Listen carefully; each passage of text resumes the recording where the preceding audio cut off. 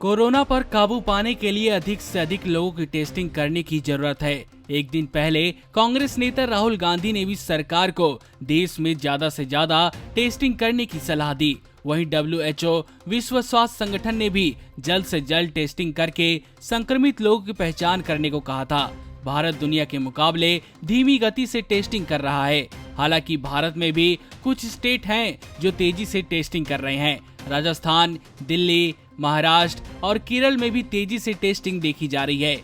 Delhi CM Kejriwal ने कुछ दिनों पहले ही राजधानी में तेज गति से टेस्टिंग करने की बात कही थी। पूरे भारत में अब तक हुए टेस्टिंग की बात करें तो 15 अप्रैल रात 9 बजे तक 2,58,730 का टेस्ट किया जा चुका है। प्रति 10 लाख लोगों पर सिर्फ 203 लोगों के टेस्ट किए गए हैं, जिसमें 8 कोरोना पॉजिटिव मिले हैं। इंडिया टुडे की डाटा इंटेलिजेंस यूनिट DIU ने राज्यों के आंकड़ों के आधार पर यह भी पता लगाया है कि कौन सा राज्य टेस्ट करने के मामले में बेहतर है। 15 अप्रैल तक के आंकड़ों की माने तो राजस्थान में 10 लाख लोगों पर 476 टेस्ट किए गए। इसके अलावा प्रति 10 लाख लोगों पर महाराष्ट्र में 417, गुजरात में 312, तमिलनाडु में 285, कर्नाटक में 231 लोगों के टेस्ट किए गए। देश में कोरोना पर परीक्षण मुख्य रूप से सर्विलांस के जरिए किया जा रहा है।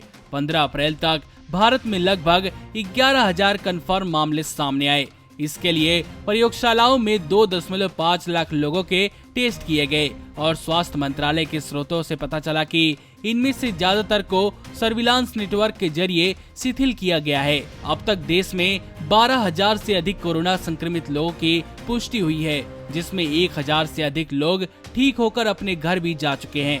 आपको बता दें कि शुरुआती दौर में देश में टेस्टिंग की गति काफी धीमी थी। जैसे जैसे टेस्टिंग में तेजी लाई जा रही है, वैसे वैसे आंकड़े भी तेजी से बढ़ रहे हैं। हालांकि अभी भी सरकार को और भी अधिक गति से टेस्टिंग करने की जरूरत है, जिससे संक्रमित लोगों की जल्द ही पहचान हो सकेगी और उनका इलाज किया जा सकेगा। तेजी से टेस्टिंग करके लोगों की पहचान करना और फिजिकल डिस्टेंसिंग के सहारे ही कोरोना पर काबू पाया जा सकता है। WHO ने भी इस बात की पुष्टि की है।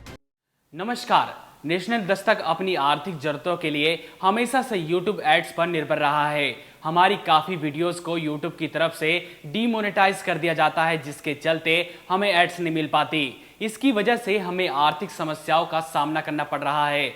हमें आपके साथ की सबसे ज्यादा जरूरत अब है। पैट्रियन एक ऐसा प्लेटफॉर्म है जिस पर हम और आप बिना रुकावट जुड़ सकते हैं। इस प्लेटफॉर्म पर आप हमें सीधा फंड कर सकते हैं, जिसका मतलब हुआ कि हम आजादी से पत्रकारिता कर पाएंगे। आपसे सीधे फंडिंग पाने का यह भी मतलब हुआ कि हम नैतिक रूप से आपके अधीन हो जाएंगे और आपकी आवाज को और बुलंद कर पाएंगे। आप पैट्रियन पर मात्र $2 करीब 140 रुपए प्रति माह से हमारी सहायता कर सकते हैं। पैट्रियन क्रेडिट कार्ड और डेबिट कार्ड दोनों ही सपोर्ट करता है। हाँ, जरूर ये है कि पैट्रियन के लिए आपके कार्ड पर इंटरनेशनल ट्रांजैक्शन अलाउड होने चाहिए। अगर आपके कार्ड पर इंटरनेशनल ट्रांजैक्शन चालू नहीं है तो आप अपने बैंक से संपर्क करके इसको आसानी से चालू करवा सकते हैं। पैट्रियन पेज का लिंक नीचे डिस्क्रिप्शन में दिया गया है।